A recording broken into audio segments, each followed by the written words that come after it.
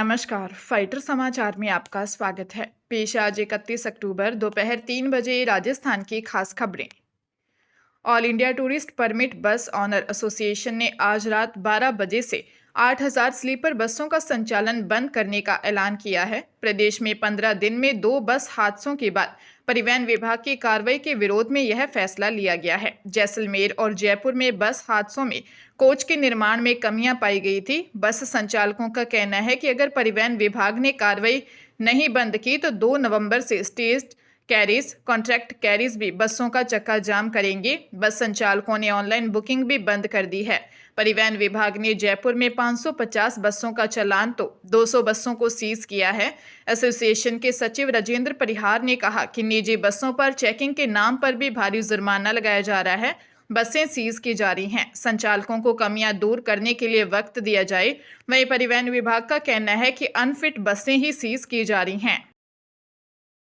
राजस्थान की राजनीति से जुड़ी बड़ी खबर सामने आ रही है। पंचायती राज और शहरी निकाय चुनावों में 2 से अधिक संतान वाले व्यक्तियों पर लगी अयोग्यता की बाध्यता जल्द हट सकती है। विभिन्न संगठनों, नेताओं और जनप्रतिनिधियों की लंबे समय से चली आ रही मांग पर राज्य सरकार ने गंभीरता से विचार शुरू कर दिया है। स्वायत्त शासन एवं नगरीय विकास मंत्री झाबर सिंह खरा ने मीडिया से बातचीत में इसकी पुष्टि की है। उन्होंने कहा कि सरकारी कर्मचारियों को तीसरी संतान की छूट मिल चुकी है, तो जनप्रतिनिधियों के साथ भेदभाव क्यों होना चाहिए। मंत्री ने बताया कि सीएम भजनलाल शर्मा से इस मुद्दे पर चर्चा हो चुकी है और सभी पक्षों से राय लेकर उचित निर्णय लिया जाएगा। उन्होंने बताया कि पंचायती राज विभाग और स्वायत्त शासन विभाग से अनौपचारिक रिपोर्ट मंगवाई जा चुकी है। कांग्रेस सरकार के समय की गई एलडीसी भर्ती प्रकरण में बड़े खुलासे हो रहे हैं। राज्य सरकार के निर्देश पर गठित राज्य स्तरीय और जिला स्तरीय जांच कमेटियों की रिपोर्ट आनी शुरू हो गई है। राज्य सरकार की रिपोर्ट में फिलहाल 14 जिलों की जानकारी एकत्र की जा चुकी है, जिसे पूर्ण होने पर खुलासा किया जाएगा। पहले ही जयपुर की रिपोर्ट के अनुसार एलडीसी भर्ती से नौकरी पाई कर्मचारियों में 145 की भर्ती को संदेहास्पद बताया गया है। इस रिपोर्ट से कई चौंकाने वाले तथ्य सामने आए हैं। जांच रिपोर्ट में यह स्पष्ट उल्लेख किया गया है कि 2013 से 2019 तक के एलडीसी भर्ती का जयपुर का रिकॉर्ड ही गायब है। जांच कमेटी की ओर से बार बार पत्र लिखे जाने के बावजूद भी यह रिकॉर्ड उपलब्ध नहीं करवाया गया। न ही रिकॉर्ड गायब करने वाले कर्मचारी व अधिकारियों के खिलाफ एक्शन लिया गया है। धौलपुर जिला सेशन एवं सत्र न्यायाधीश अरुण कुमार अग्रवाल ने 5 साल पुराने गांजे से भरे ट्रक को पकड़ने के मामले में ट्रक ड्राइवर और हेल्पर को दोषी करार देते हुए 15-15 वर्ष के कठोर कारावास की सजा सुनाई है।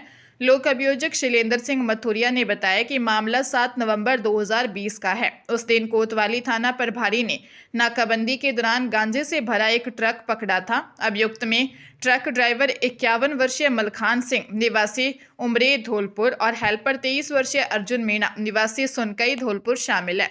दोनों को स्वापक औषधि और मन्य प्रभावी पदार्थ अधिनियम की धारा 8(20) के तहत दोषी पाया गया। न्यायालय ने प्रत्येक अभियुक्त को 15 वर्ष के कठोर कारावास के साथ 1.5 लाख के अर्थदंड से भी दंडित किया है। नवगठित एजीटीएफ और हनुमानगढ़ जिले की गोगामेड़ी पुलिस ने संयुक्त कार्रवाई कर गैंगस्टर रोहित गोदारा व वीरेंद्र चारण गैंग के शार्प शूटर सहित 7 आरोपियों को दबोचकर इनके कब्जे से 3 विदेशी पिस्टल, 70 कारतूस और 5 मैगजीन बरामद की है। एक नाबालिग को भी निरुद्ध किया है। एएसपी गीता चौधरी ने बताया कि गैंग से जुड़े हिस्ट्री शीटर विकास उर्फ राजू उर्फ पवन द्वारा बड़ी वारदात की तैयारी में हथियारों की खरीद फरोख्त करने की सूचना मिली थी। इस पर पुलिस व एजीटीएफ टीम ने गांव रामगढ़ के पास दबिश दी। पुलिस को देखते ही संदिग्ध भागने लगे, जिन्हें घेराबंदी कर पकड़ा। गैंग से जुड़े अन्य सदस्यों की तलाश जारी है। पुलिस ने उजलवास निवासी विकास, सिरसा निवासी राजेश, नोएडा चक जैतपुर बीकानेर निवासी राजूराम, पार्थ राठौड़ व रुपेंद्र, पूरबसर थाना पल्लू निवासी मुकेश और एक नाबालिग को पकड़ा है। हरियाणा के पलवल के बामनी खेड़ा गांव में तांत्रिकों के गुट ने एक परिवार को घर में सोना दबा होने का झांसा देकर 25 लाख रुपए के आभूषण ठग लिए। सदर थाने में राजकुमार वर्मा ने रिपोर्ट दी कि 7 अक्टूबर को हरिद्वार निवासी रमेश वर्मा और कार्तिक, दिल्ली निवासी सत्यवान, पलवल निवासी बुद्धराम और एक अज्ञात व्यक्ति उनके घर आए। उन्होंने घर में सोना दबा होने का दावा करते हुए पूजा शुरू की और एक कमरे में खुदाई करवाई। इस दौरान आरोपियों ने 2 पीतल के घड़े मिलने का नाटक किया। परिवार को विश्वास दिलाया कि घड़ों में सोना भरा है। आरोपियों ने कहा कि अभी 5 और घड़े निकलेंगे, जिसके लिए विशेष पूजा करनी है। पूजा के लिए राजकुमार से 200 ग्राम सोना, 200 ग्राम चांदी, 200 ग्राम पीतल, 200 ग्राम तांबा और 200 ग्राम लोहा मंगवाया। पूजा समाप्त होने के बाद सभी आरोपी 3 दिन बाद बाकी घड़े निकालने की बात कहकर चले गए। रात को घड़ों में देखा तो उनमें मिट्टी भरी हुई थी। ब्यावर में पुलिस थाना सकेत नगर टीम ने चाय व्यापारी से 15 लाख की लूट के मामले में लंबे समय से फरार चल रहे एक आरोपी को गुरुग्राम हरियाणा से गिरफ्तार किया है। लूटपाट 13 जनवरी 2025 को हुई थी, जब शास्त्री नगर ब्यावर निवासी चाय व्यापारी विष्णु कुमार सिंधी से 15 लाख रुपए से भरा बैग छीनकर बदमाश बोलेरो गाड़ी में फरार हो गए थे। पीड़ित व्यापारी ने 14 जनवरी 2025 को सकेत नगर थाने में रिपोर्ट दर्ज करवाई थी। पुलिस जांच के दौरान अब तक इस प्रकरण में 4 आरोपी मदन सिंह रावत, सोहन सिंह रावत, देवेंद्र सिंह और कैलाश सिंह को गिरफ्तार कर न्यायिक हिरासत में भेजा जा चुका है, जबकि 2 अन्य आरोपी श्रवण सिंह और ओम सिंह उर्फ गुरु घटना के बाद से फरार चल रहे थे। सूत्रों की मदद से हरियाणा के गुरुग्राम में दबिश देकर 22 वर्षीय ओम सिंह उर्फ गुरु सिंह रावत निवासी सिरियारी पाली को गिरफ्तार किया है। पुलिस ने इस मामले में 7,05,000 रुपए नगद बरामद किए हैं। पंजाब के लुधियाना के कासाबाद नूरवाला रोड पर मिले मृतक युवक की पहचान 28 वर्षीय मनीष के रूप में हुई है। शव मिलने के बाद इलाके में सनसनी फैल गई। मनीष के सीने पर 2 गोलियों के निशान मिले हैं। परिजनों ने हत्या का शक एक शादीशुदा महिला के पति पर जताया है, जिससे मनीष का अफेयर चल रहा था। मृतक के भाई अश्विनी कुमार ने बताया कि मनीष मूल रूप से बिहार के नालंदा जिले के मेघी गांव का रहने वाला था और पिछले 15 साल से लुधियाना में रह रहा था।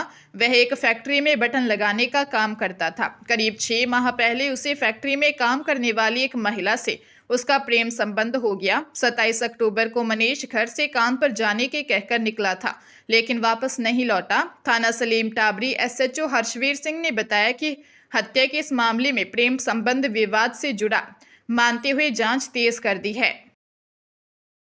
बूंदी पुलिस ने विभिन्न बैंकों से नकली आभूषणों पर करीब 1 करोड़ रुपए का गोल्ड लोन लेकर धोखाधड़ी करने के मामले में 10,000 रुपए के इनामी आरोपी संजय सोनी को गिरफ्तार किया है। उसे जयपुर से हिरासत में लिया गया। एसपी राजेंद्र कुमार मीणा ने बताया कि आरोपी संजय सोनी विभिन्न बैंकों में गोल्ड लोन मामलों का मूल्यांकन करता था। वह अपने मिलीभगत वाले ग्राहकों के साथ मिलकर आभूषणों की शुद्धता का फर्जी जांच रिपोर्ट पेश करता था। इन फर्जी रिपोर्टों के आधार पर बैंक ग्राहकों को ऋण सुविधाएं प्रदान करते थे। आरोपी स्वयं भी कृत्रिम आभूषणों का इंतजाम करता था और अन्य लोगों के माध्यम से उन्हें बैंकों में पेश करवाकर नकली आभूषणों की शुद्धता संबंधी फर्जी रिपोर्ट तैयार करवाता था। ऋण स्वीकृत होने के बाद आरोपी अपने मिलीभगत वाले ग्राहकों के जरिए पैसे हड़प लेता था। सवाईमाधोपुर का रणथंभौर टाइगर रिजर्व देश के प्रमुख टाइगर रिजर्व्स में से शुमार है, जहां हर साल बड़ी संख्या में देशी और विदेशी पर्यटक सफारी का रोमांच लेने पहुंचते हैं। अब इन पर्यटकों को टिकट बुकिंग के लिए लाइन में नहीं लगना पड़ेगा। वन विभाग ने टिकट बुकिंग प्रक्रिया को पूरी तरह पारदर्शी और डिजिटल बना दिया है। अब बुकिंग कंफर्म होने के बाद पर्यटकों को मोबाइल पर एक लिंक भेजा जाएगा, जिसमें उन्हें अपना नाम, पता, उम्र और पहचान पत्र जैसी जानकारी भरनी होगी। इसके बाद QR कोड भेजा जाएगा, जिससे पर्यटक डिजिटल माध्यम से भुगतान कर सकेंगे। पहले यह भुगतान केवल कैश या बुकिंग विंडो पर QR कोड स्कैन करके किया जाता था, लेकिन अब पूरा प्रोसेस मोबाइल से ही पूरा हो जाएगा। डिजिटल भुगतान पूरा होने के बाद वन विभाग की ओर से पर्यटकों को बोर्डिंग पास और टिकट मोबाइल पर जारी किया जाएगा। जालसाज आधार कार्ड सुधरवाने, शादी के कार्ड सिम बंद होने का लिंक भेजकर ठगी कर सकते हैं। इस लिंक पर क्लिक करते ही आपका खाता खाली कर सकते हैं। यह चेतावनी इसलिए भी जरूरी है कि केंद्रीय साइबर क्राइम विभाग ने लोगों की शिकायतों के बाद लगभग 1000 खतरनाक एंड्रॉयड पैकेट किट एपीके फाइलों की सूची गूगल को भेजी है, ताकि ठग दोबारा ऐसी फाइलों का उपयोग न कर पाएं। दरअसल एंड्रॉयड फोन में एपीके फाइलों का लिंक भेजा जा सकता है। फोन के ऑपरेशन के लिए गूगल सबसे बड़ा सर्च इंजन है। ठगों के लिए सबसे बड़ा हथियार एपीके फाइल को माना जाता है। इससे देश में हजारों लोग पीड़ित हैं। साइबर क्राइम विभाग के अधिकारियों के मुताबिक एपीके फाइल को खोलना खतरे से खाली नहीं है। साइबर विशेषज्ञों के मुताबिक शहर के बड़े ब्रांड, होटल, शोरूम या कंपनी के नाम पर मिलते जुलते वेबसाइट से भी ठगी हुई है।